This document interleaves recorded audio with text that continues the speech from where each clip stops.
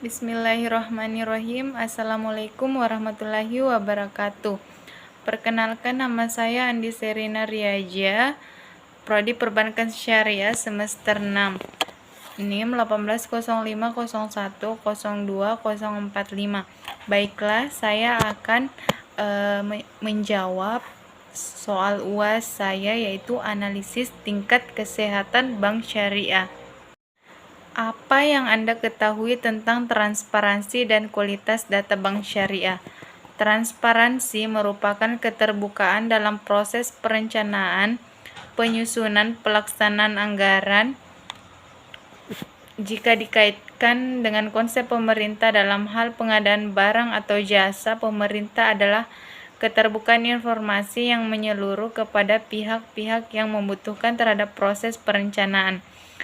Jadi, transparansi adalah suatu kegiatan untuk menyampaikan informasi yang dapat dipercaya dengan tepat waktu kepada publik, sehingga memungkinkan bagi para informasi untuk memanfaatkan sesuai dengan kebutuhan. Proses penyampaian informasi tersebut bukanlah hasil dari transparansi, dapat diraih jika pihak bank mampu menyediakan informasi yang relevan, akurat, tepat waktu, dan sesuai dengan definisi sebagaimana yang telah disebutkan. Prinsip transparansi yang ditandai dengan tersedianya informasi tepat waktu, relevan, dan akurat bagi pelaku pasar merupakan salah satu syarat agar disiplin pasar dapat berfungsi secara efektif. Kualitas data bank syariah. Kualitas data adalah level data yang menyatakan data tersebut akurat, lengkap, timely atau update, konsisten, sesuai dengan kebutuhan peraturan bisnis, dan relevan. Jadi, semakin baik kualitas data dalam perbankan syariah, maka akan memberikan kemudahan bagi manajer bank syariah dan proses pengembalian keputusan. Yang kedua, menurut Anda, bagaimana tata cara penilaian tingkat kesehatan bank umum syariah dan unit usaha syariah secara individual maupun secara konsoliditas? Penilaian tingkat kesehatan bank umum syariah dilakukan secara individual maupun konsoliditas, sedangkan penilaian tingkat kesehatan unit usaha syariah dilakukan secara individual dengan tata cara. Tata cara penilaian tingkat kesehatan bank umum syariah dan unit usaha syariah secara individual. Penilaian tingkat kesehatan bank secara individual untuk bank umum syariah mencakup penilaian terhadap faktor-faktor profil resiko, good governance, rentabilitas, dan permodalan. Penilaian faktor profil resiko merupakan penilaian terhadap risiko dan kualitas penerapan manajemen risiko dalam aktivitas operasional bank. Yang kedua, penilaian faktor good governance bagi bank umum syariah merupakan penilaian terhadap kualitas manajemen atas pelaksanaan 5 prinsip. Yang ketiga, penilaian faktor rentabilitas meliputi evaluasi terhadap kinerja rentabilitas, sumber-sumber rentabilitas, kesinambungan. Penilaian faktor permodalan meliputi evaluasi terhadap kecukupan modal dan kecukupan pengelolaan permodalan. Dalam melakukan perhitungan permodalan, Bank Umum Syariah mengacu pada ketentuan yang berlaku mengenai kewajiban penyediaan modal minimum bagi Bank Umum Syariah.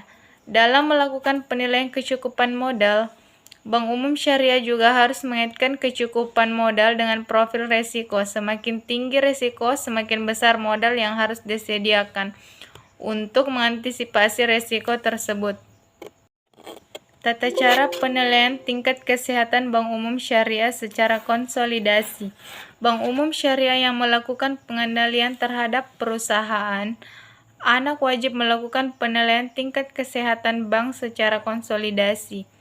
Penilaian tingkat kesehatan bank secara konsolidasi mencakup penilaian terhadap faktor-faktor profil risiko, good governance, rentabilitas, dan permodalan. Penilaian yang pertama, penilaian dan penetapan faktor profil risiko secara konsolidasi dilakukan dengan memperhatikan, yaitu analisis dilakukan terhadap risiko-risiko perusahaan anak yang dianggap signifikan atau material mempengaruhi profil risiko bank secara konsolidasi.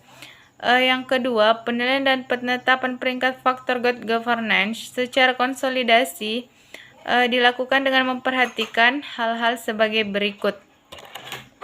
Faktor-faktor penilaian good governance perusahaan anak yang digunakan untuk penilaian pelaksanaan prinsip good governance secara konsolidasi ditetapkan dengan memperhatikan karakteristik usaha perusahaan anak serta didukung oleh data dan informasi yang memadai. Penilaian dan penetapan peringkat faktor rentabilitas dan faktor permodalan secara konsolidasi dilakukan berdasarkan analisis secara komprehensif dan terstruktur terhadap parameter indikator.